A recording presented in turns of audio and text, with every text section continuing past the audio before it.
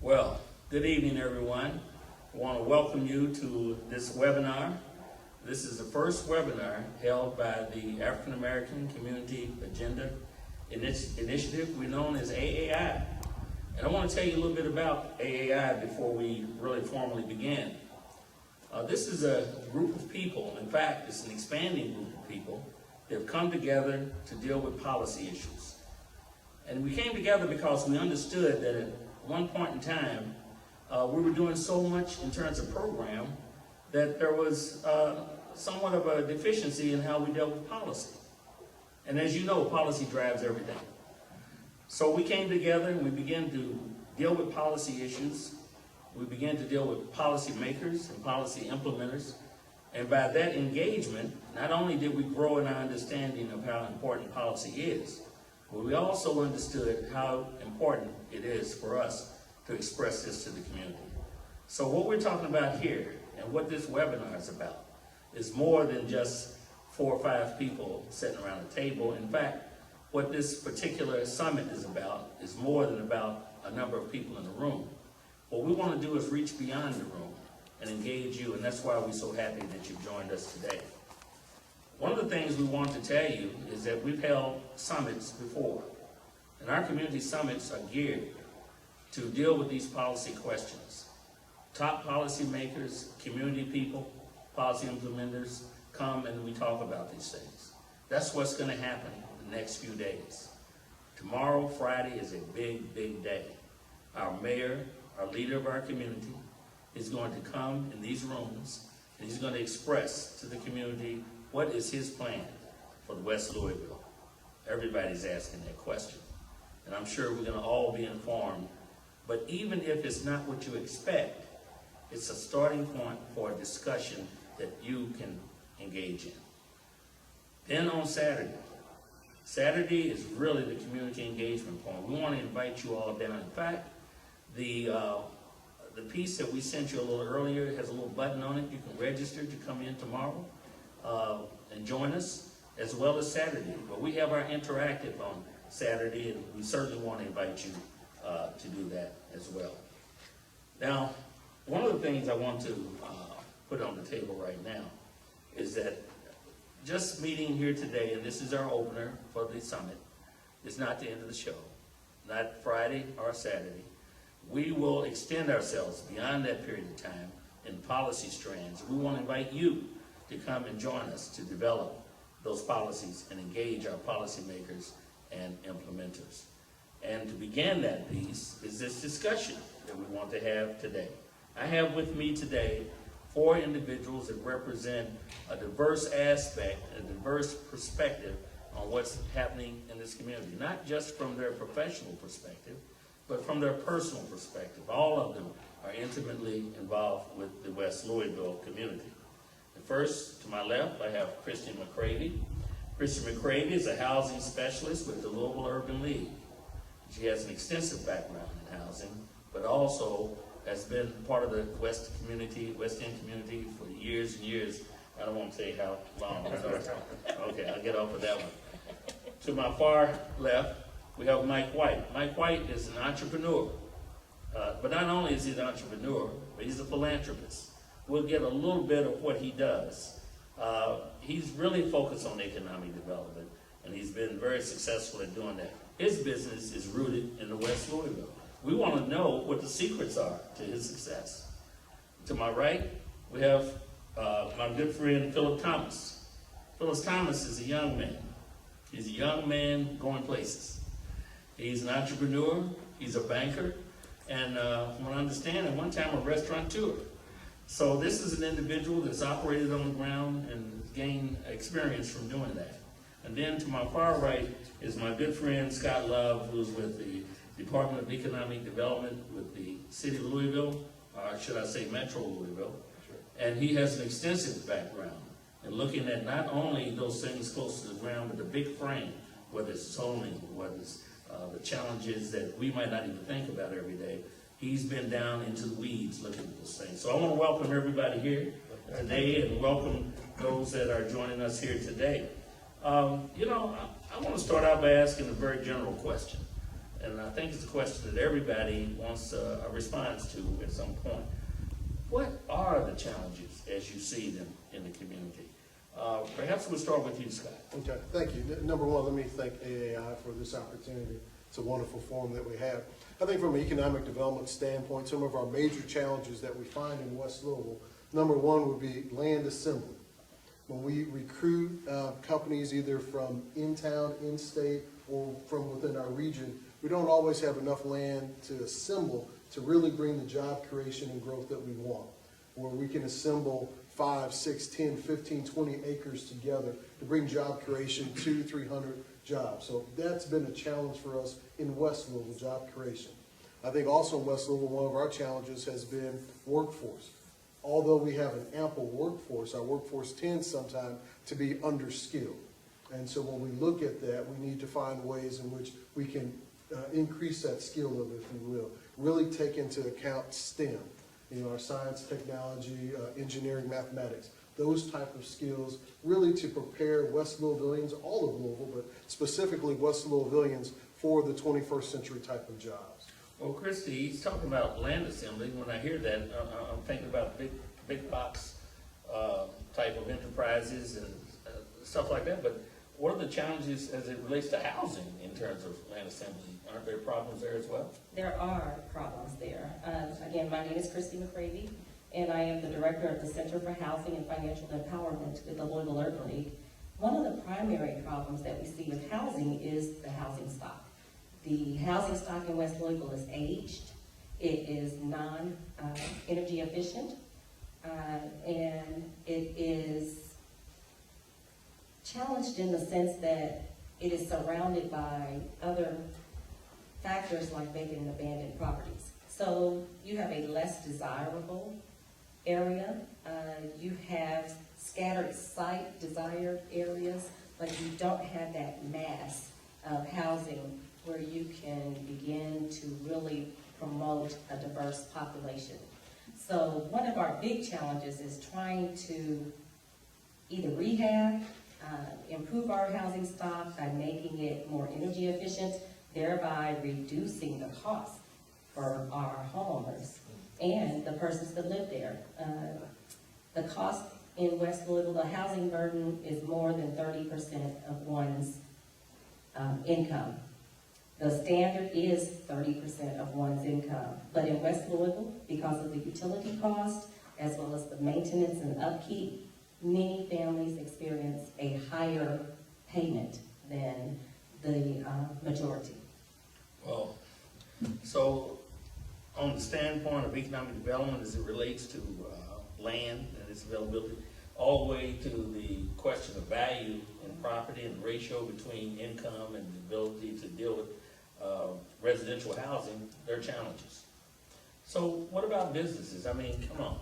Everybody's raising these questions. There's not enough small businesses. There's not enough businesses in West Louisville. I've heard an economist, I know years ago, and I think this principle is still true, that, to increase the health in the community, you have to have the capacity for a dollar to turn over into the community several times.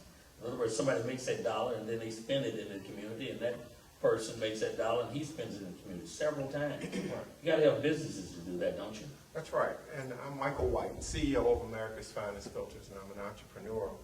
I've had a construction company, development company, and the sober living homes. And it's all sort of a synergy. But I was in Smoketown when I started.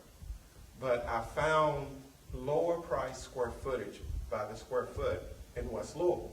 You saw an opportunity. Right, I saw a good opportunity. And having someone promote the opportunities that we have in West Louisville, I think is a challenge. It's been one of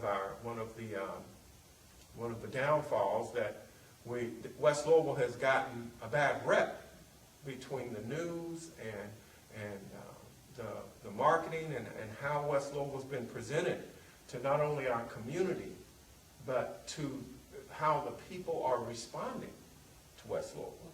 If the slightest thing happens in West Louisville, you have a camera and it's being portrayed as a rotten place or a tough place to live. When in actuality, I'm born and raised in West Louisville.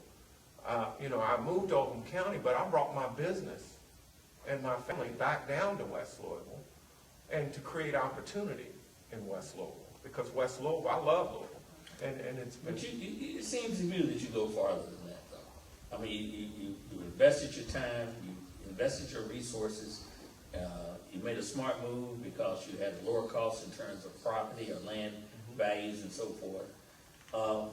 But you do more than that, don't you? Yes, and that's sober living homes. One of the challenges in all of Louisville, especially in West Louisville, is alcoholism and drug addiction, chemical dependency. And it destroys families more than most anything else because it stunts growth, it stunts education, and it stops people from growing, you know, and So it stops those- family.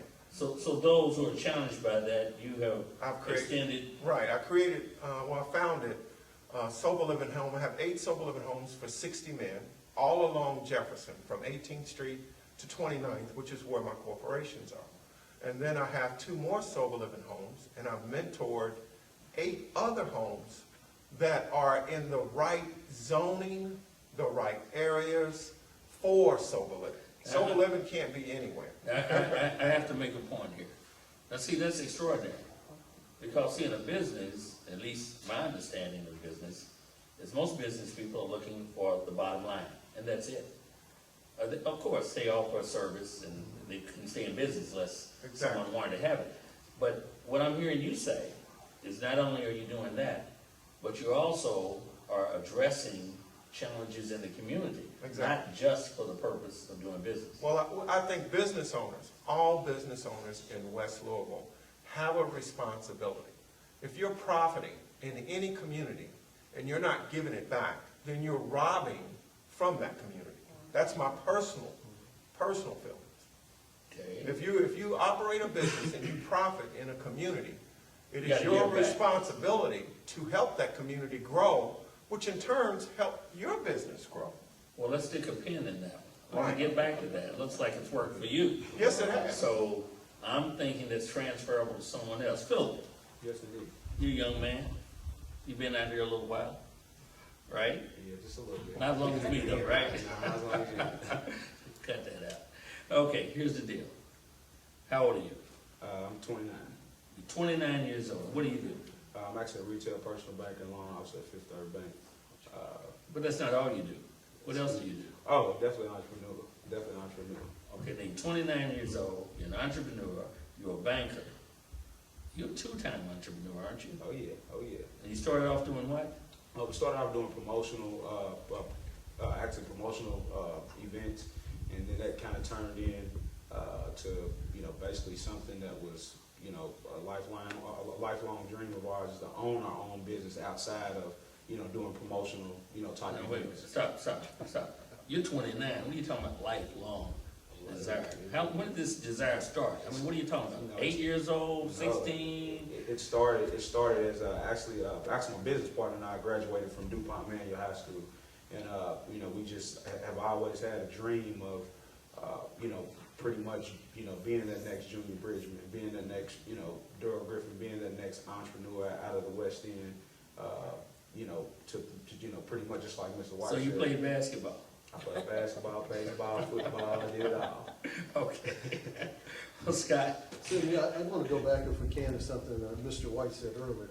And a couple of things. One, we talked about the perception of Louisville. From an economic development standpoint, that is so critical to our work in attraction and really our expansion work. One of the things that Louisville Forward has done, and Louisville Forward is the city's new branding, if you will, of our economic development efforts. Louisville Forward is really broken down into two main divisions. Hopefully I'll get a chance to talk about that. But perception-wise, we have created a new marketing campaign specifically for West Louisville that addresses this perception issue. And right now, our mode of outlet for that is with our broker community. So all the commercial and industrial real estate brokers, we now have provided them with these brochures. We also have created little video vignettes that talk about the workforce, that talk about quality of place in West Louisville. And so we're rolling out this marketing campaign, and hopefully we'll be able to do that in a much broader perspective going forward. Now, I wanted to make sure that everyone was aware that we are really addressing some of these perception issues that we have. Secondly, we mentioned and talked about small business. Through Louisville Forward at the NIA Center, we still provide small business services. At the NIA Center, we have connections and partnerships with the Small Business Development Center, small SBA, SCORE, and so you can come into the NIA Center, you can do business plan preparation, you can do online research, you can then avail yourselves of the METCO loan program, get a city loan to start your business, expand your business. And So Scott, we if you still don't have an eye mind on that. interceding on that. Mhm. If you have an idea, or you have a desire, like Philip, that you really want to do and you want to move forward. I started my business at the NIA Center. I got my first loan, a METCO loan, from Scott, or not necessarily Scott, but Charles Foray with the city. And one of the challenges in our communities is people are not aware of what our city offers to small businesses. And to start in the bedroom of my home and go to where we are now is because of what the city has offered. The exact same things, having a proper business plan in place and taking full advantage of what the city offers from every perspective. Going to the Urban League, and they have a lot of different brown bags and different community. And you can find a lot of different resources through each one of these different organizations. Well, you mentioned you did this in your home. Mhm. Well, think about the homes that are there in West Louisville. So what we need to look at is how can we promote the family? How can we help families become accountable or engage them in being accountable for their own success? I'm hoping, and some of the things that we do at the Urban League is we have a program called Rebound, which is rebuilding our urban neighborhood dwellings. And through Rebound, we have been able to totally rehab some beautiful properties. Northwestern Parkway, Shawnee Terrace, one coming up on Marble. Different areas where the floors are restored.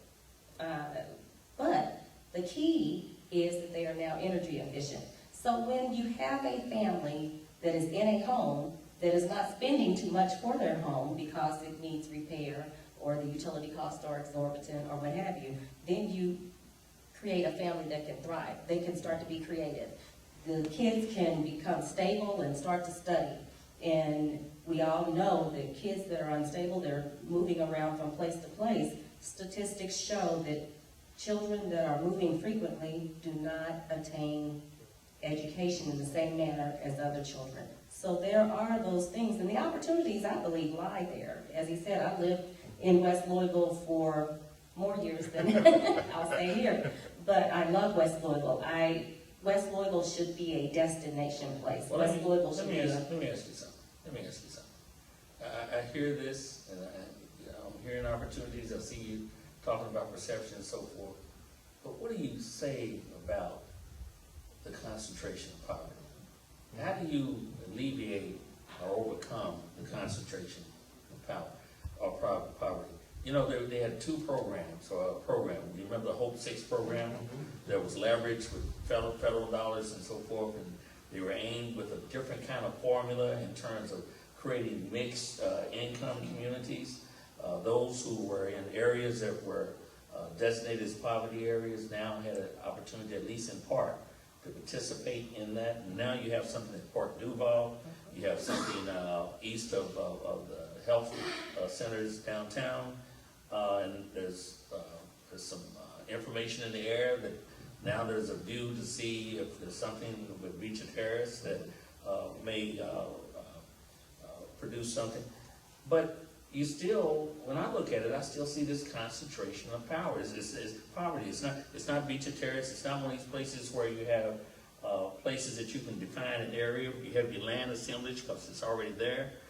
But you have these little shotgun houses that you have to deal with people's needs. You got to have affordable housing. How do you break that cycle, or do you break that cycle? I'm going to have to say it is vitally important what we teach and the examples that we have in our community when we lose our examples, and we have a lot of leaders that came from West Louisville, but when they move east and they move to Prospect and they're succeeding and they're successful and they're gone, then what do we have left for the example for the youth that are still coming up? If you are living in Prospect or whatever part, Louisville makes up all of Louisville to me. Even though I live in Oldham County, I'm still from the West Louisville. And if we all take a part at what we do best, personally, my personal opinion, what I do best is what I give back into the community, where I've learned from, and then they have something they can see, Gerald. Yeah. And if a person's in poverty, where do you find them? Where do you pick them up? Now, even though I'm involved in the 100 Black Men, the Bingham Fellows, and all these other little areas, I have to take time to go to the Healing Place, the Talbot House, Wayside, and I have to find people that are struggling that had the same problems I had and give them as much as I can give them of me, as often as I can. And then that's where I see change, to see a person go from broken to success. It's great, but if I get success and I don't give it back to her. And I think that's a great message, but here's a young man, 29 years old. I got to believe that you have friends around you that did not take the same steps and moves that you made. What is it that can bring them, or what is it that kept them from going where you went? I mean, it sounds like a cliche, but, being 29 years old and, growing up on 43rd River Park, just like what Mr. White said, you'd be surprised. I mean, today, we have nobody in my generation, anybody born in the 80s, we have nobody really doing too much of what Mr. White is saying, is, coming back and showing us that it is possible, that if you do have a dream of owning a business, it can be done. So what I'm hearing, and you tell me if I'm wrong, what I'm hearing is then some type of pathway or pipeline has to be established, because there's a generation that comes out of the 80s that is not getting fed what it needs to be fed anymore. And if you think about it, look at the disconnect starting at 30. Around 30 years old, that's where the disconnect comes. Unless you're just grandfathered in somewhere, it's hard to really, get into the swing of things. Now, that also leads into, that's one of my biggest concerns as far as growing up. I'm a real, George Unseld was my uncle, and he took pride in making sure that I stayed around the daycares, I stayed around the Garden Fest, I saw certain things, and not just me, he did it for a lot of people.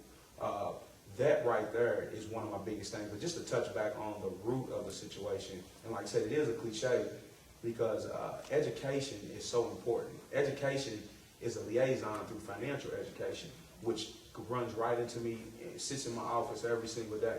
And, we talk about homes, we talk about, jobs, we talk about, brand new businesses. You would be surprised at people that come into my office with these great ideas, not really understanding that you still need some sort of education. And you can get as much help as you can from the NEA Center, the Urban League. There's so many resources. I mean, there's abundance of them. So many citywide, grants and things that you can, sign up for. But if you have no education about them, then it defeats the purpose. And as of right now, that's where we lack, as far as even in the banking world. I mean, we lack financial empowerment in education. And like I said, it starts off with just the simple stuff. It's balancing a checkbook, graduating to a savings account, understanding investments, even working on, and even understanding how to read a simple credit report so that you can get that house. But that's exactly right. Now, that's what we're in the process of doing. At the Louisville Urban League, I am going, this is a little early announcement, but we are going to launch, coming soon, a financial empowerment center. And we've been doing this for a while. Some of the things that we do, we have been helping people to understand how to build wealth a little bit at a time. When we think of wealth, we think about millions. That's not the end all. We're talking about stability, the comfort level in knowing that your bills are paid, and that you can buy a home if that is your desire. So we are going to do that. We are working with people, just helping them to understand how to maximize their credit score, what it is to budget. There you go, the whole 9 yards. And it starts at home. But the other thing too is that what is disheartening to me is the most common statement I hear, or my staff hears, is that I don't want to buy a house in the West End. Everybody's looking at Shobley or the East End.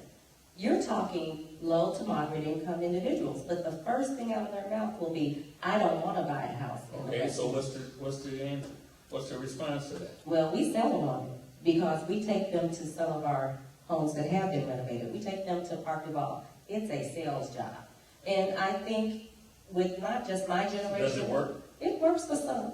Okay. It does work for some. And especially when we stay there, when we're still there, as he mentioned. When you have examples, the biggest challenge West Louisville has is diversification. We need to diversify our population. We need to draw higher income Incomes. persons into the community in order to show that, hey, look how much house you can have in this community for the dollars that you would only have, you know, a little 900 square foot home in some other community. Let me shift gears just a little bit. Now, you all know what I do, okay? Somebody comes to me, Gerald Neal, Kentucky State Senator. In fact, you're sitting in my 33rd district right now, right? And they expect, from my perspective, to get down to the ground and make changes. Isn't that right? What is it that you think can be done from the state that can help leverage what you do, Scott, on the ground? Well, I think a number of things. Number one, from the state perspective, well, let me tell you what is working. We have a great relationship with the Cabinet and Economic Development, and they help us with not only incentives to bring companies here, to help companies expand, and we've got incentives for workforce development, all those things. So those things are working right. We have a good relationship. But I think one of the things, and I get asked this question all the time, what about incentives for West Louisville? How can we incent businesses to move or expand in West Louisville? So maybe at the state level, greater exploration of that. Is that feasible? How do we do that? What does it look like? What are other states or cities doing to drive growth in the urban core of their cities and communities? You know, and is that fair if we have something in West Louisville, not South Louisville or East End? So those are things that we have to explore. But I think help in that regard. Then just additional funding coming to us. You know, we had a major initiative of LIFT, the local investments for transformation. You know, unfortunately, it fell short. But I think structuring things like that, that we can actually utilize in our community. You know, West Louisville, we have a number of projects that we could offer up that would make a difference. It would move the needle for us in West Louisville. So I think some of those initiatives and exploration are needed out of our state legislature. I've got to tell you that one of the frustrations of state legislators is that we don't get enough coming to us from our constituency base. And I'm not just talking about the average Joe in the street. I'm talking about even government. There's a separation, except into a political cycle, you might have that interaction. And I'm thinking that perhaps when you start talking about pathways for people to get from one point to another, that we need to build stronger relationships between the state and the local, and not just the locals out there hanging doing this thing. We got to find how to leverage or use what we do there to establish policies that help you to leverage what you're trying to do. Absolutely. Think about zoning for a minute, though. Now, that's a local issue. Zoning is a local issue. You talk about land assemblage as it relates to economic development, big box or large enterprises. You're talking about land assemblage when it comes to these little houses. You deal with it a lot. You skip a lot, and you can't get a 5 square block area to establish a community where you can get a mixed income piece. What about zoning? Where does zoning fit into this? Where are they playing? Are they playing in this game or what? Well, I think under the Louisville Forward initiative that we've created, we have two divisions of that. The basic economic development, where we still do the basic blocking and tackling of economic development, but then we've also created Develop Louisville, which really looks at our real estate portion of what we do. And so those conversations now are revolving around zoning and permitting. You know, for instance, on Dixie Highway, we have this project affectionately called the Dixie Do-Over, where we're looking at creating town centers along the expanse of Dixie Highway, from Broadway all the way down to the Gene Snyder. part of that discussion then, do we change the zoning along that route to establish these town centers? What does that mean? What is it, and then how does that drive development, which in turn is gonna drive job creation and wage growth and things like that? So that discussion at the local level is definitely happening. How our friends and partners in state legislation and state government can help us is being explored right now. That is critical, that zoning to our future growth, not only in West Louisville, but all of Louisville. And I got to tell you, you're gonna find some state legislators that are going to be excellent, receptive partners in that type of new initiative. Outstanding. And we're waiting to hear what you have to say there, but I think also we're gonna have something to contribute to that discussion. Well, Gerald, when the state legislation has the ability to move money or see that money gets appropriated in certain areas, why isn't it being appropriated in West Louisville, not only into the businesses, but into the people? Because once a person buys a home, they start to take care of it. The property value starts to come up. So if you're instilling federal funds that come through a state level, why aren't we seeing those funds appropriated to West Louisville? That's my question that you should take to the legislation for me, because I don't understand it to some extent. I don't, if that's holding, if this is One a thing you part gotta of understand Kentucky. about federal money is that they set the parameters for its use. Right. And you can't go beyond that. So you gotta go back, it goes back to the central issue that revolves around why we're here talking. Okay. And why we have a summit. And that is, policy drives everything. Money follows policy, or at least it's the tool to advance policy.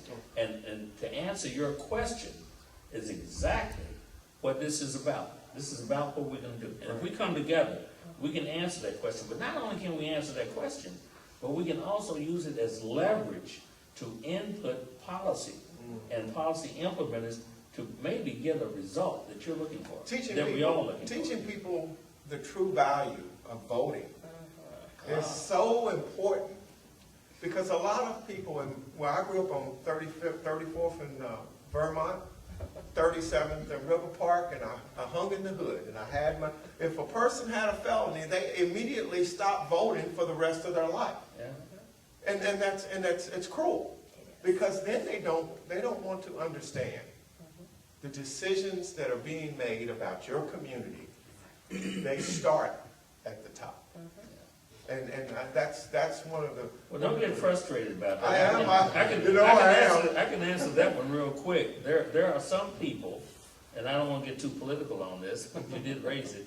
There are some people that don't see it to their benefit. For those people who have had a past transgression, that they're in a position now to advance themselves, they want to reintegrate with society, people who need a hand up and not a push down. Right. That is secondary to their political position. So true. So it gets into a party thing and so forth. Well, let me take this a little further. You know, you talk about policy. That policy, when you talk about federal dollars, comes from where? It comes from Washington, right? Exactly. It emanates from those who represent you, and I don't want to go too far with this piece in this particular forum. But the question is, from policy, whatever's coming out of, let's say, Washington, D.C., policy, whatever's coming out of the state of Kentucky, policy, whatever's coming out of city government, does it align in a way that you can get these results that you're talking about? If it's not, then don't we all have a responsibility to participate in trying to get it in line? What do you think about that, Phil? Nah, I mean, I definitely agree with that. It's kind of hard, just because of the simple fact, and it kind of still goes back to not knowing, your rights, not being educated, not really understanding, what it is that you can and cannot do. And, to be honest with you, I really think that it takes more of our, West Louisvillians that have made it to come back and really speak up. And not just, come shake hands for cameras, not just, come shake hands for newspapers, but really come back and help us figure this stuff out. You couldn't say it any better. I'm telling you, I'm sharping it right on the head. I mean, I knew there was a reason Philip was asking me on this panel. I'm telling you, you're making a lot of sense. Appreciate that. Well, can I also mention that one thing, aside from voting, that everybody can do? Every time there is a major change, the housing authority, when HUD, U.S. Department of Housing and Urban Development, they always have a public comment period. So people are not aware that this public comment period, we need to do a better job of making the masses aware that we have a say in what will happen in our communities. So who's we? Anyone can make a comment through the public comment period. Yeah, but who is we have to do a better job of getting people to do that? Obviously. I think those of us that know, those of us that are aware of when the public comment period begins and ends and how to access making that comment. Chrissy, let me just piggyback a little bit on what you were talking about. I think it's so vitally important, and I think where you're going, where I was hearing you say we need to be more engaged as a community. West Louisvillians. And I think it's vitally important for economic development. And when I talk about engagement, what I'm talking about is, A, getting involved with our council persons. The West Louisville delegation is wonderful. They do a wonderful job, and they're a strong group. But the residents getting involved and sharing, their expectations and what they're looking for, I think that's vitally important. And then also, we have young entrepreneurs and seasoned entrepreneurs with us here on the panel that make sure that they're engaged at the business association or neighborhood association level. When we have this unified voice, I think that makes change not only at City Hall, but also at the state capitol. So I think, for West Louisville advancement and development, having concerned and engaged residents is vitally important. Well, and I don't know if we have that. I think also, I agree with that. I think also we're going to have to have a comprehensive approach to how we move from where we are to where we want to be. We're going to have more of a muscular engagement. And I personally believe that a strong partnership between the public and private sector with a comprehensive plan that people can see and buy into might be the answer, or at least a vehicle to getting from A to Z. But it's easier said than done. That's true. And one of the things as a Bingham Fellow and in our Bingham Fellow class that we've done together, if we went back and we researched and we looked where problems begin. In order to know where you're going, you have to sort of know where you've been. And then to be able to discover where these problems have been instilled, and then just start creating a list of what is holding West Louisville back. What has been the problem? And let's eliminate, to the best of our abilities, those things that have held West Louisville down. And one of the first things is the perception, is how is it perceived? Because West Louisville is not as bad as people make it seem. That's one of the things. And the other thing is to just teach people that you must turn it around. You must give it back into the community. If you're getting something out of that community, then you must turn around and give it back. And if we teach people that that is a responsibility. Everybody's got the responsibility. Right. Well, I've got to tell you, there's not much said here that I can disagree with. I think that's very important. But I think it's heavy lifting. And I think that it's going to take everybody to put together. If I haven't heard anything here, I've heard this, that we're going to have to join together and get on the same page. We're going to have to investigate exactly what it is that we are up against in terms of challenges. We're going to have to broaden our minds in terms of the opportunities that lie before us, even beneath our feet, in housing and in economic context. And we're going to have to turn to our youth. We're going to have to turn to our youth and make sure that we are building strong platforms, setting good, strong examples, so that our young people can take advantage of that, because we all know our youth, that's our future. And we're going to have to do that. Well, let me ask you this before we get out of here. I think we were scheduled for 45 minutes, and we want to stay true to that. But here's what I want to ask you. What do you think are the key levers, as specific as you can? What do you think are the key levers that will bring about positive change?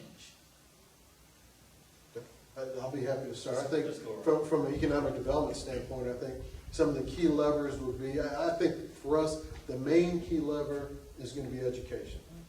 Continuing the education, for instance, 15,000 degrees, part of the larger movement of 55,000 degrees, I think is going to be critical to West Louisvillians. We need to move the needle in terms of our workforce development. I talked earlier about STEM, and I think really preparing West Louisvillians, and certainly greater Louisville, for 21st century jobs. When we do business attraction or look for expansion, one of the first things we're asked is, I need to know in detail about the workforce in that particular area. And if we can't hit certain benchmarks in comparison to our peer cities, we lose. And so we can't have job creation without that. So I think for me, education I think is key. And then you mentioned heavy lifting. I think just some of the lower lying fruit, concerned, engaged residents. You know, we look at this clean and safe tag. When we bring a company in or we're courting a company, is the environment in which you want us to locate clean? Is it safe? If we did have nothing but consistent neighborhood cleanups, if we get our churches or our community development arms of our various faith-based institutions involved with training up the youth, maybe start a youthpreneur program at your church, train up these young people how to become entrepreneurs, how to manage their funds, how to plan for the future. I think that moves the needle for us. It starts. Yeah, I'm piggyback right off of it. I mean, financial empowerment and financial education is so important, and we, especially in the West End, really don't realize how important it is. And the reason why I think it's so big is because, just think about it. When you, coming from a single parent home, when things are going good and you understand how to budget your checkbook and your bills are paid. Like I said, you don't have to be wealthy, you don't have to be rich, but there's no pressure. You're happy. And when you're happy, you're able to go to work happy. When you're able to go to work happy, you're able to be efficient. When you're able to be efficient, you're able to branch out and do pretty much everything. It's like a salad bar. And I mean, in this day and age, especially in West Louisville, we don't know how to budget money. We don't know how to, take the. You don't mean we, you mean some of us. Right? Well, I say we because I feel like I'm a part of it. I'm teasing. No, okay, yeah. I feel like I'm a part of it, but not just to harp on it, too long. But I really do think financial, education is very, very underlooked, and it's very, very important, and it basically will drive, economic development, from a personal, consumer standpoint and small business standpoint. Chrissy?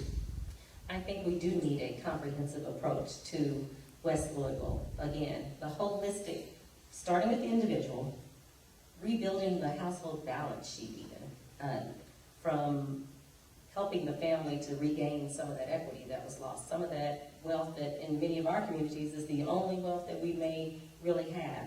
Then you branch out to an approach about where do we want businesses, what kinds of businesses.